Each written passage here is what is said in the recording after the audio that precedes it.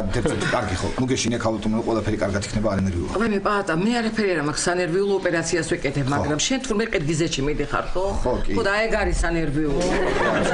კარგი წავედი და მოკლედ რა არის ქალბატონო ეხლა მე კი არ გაშინებთ მაგრამ აი ცხოვრებაა ხო რა ვიცით რა მოხდება შეიძლება ცოტა ხანში აი მე ეს ხო ხდება რა არის ქალბატონო მაინც რა ყოველ შემთხვევაში რა თუ რაღაცაა ხო აი ბებია ჩემი მომიკითხეთ რა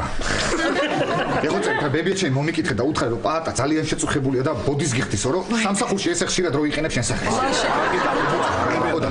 კიდე ამ ბოლოდოს ის მეზობელი რომ მოკდა კეთილი მზავრობა გამოდი გაანებე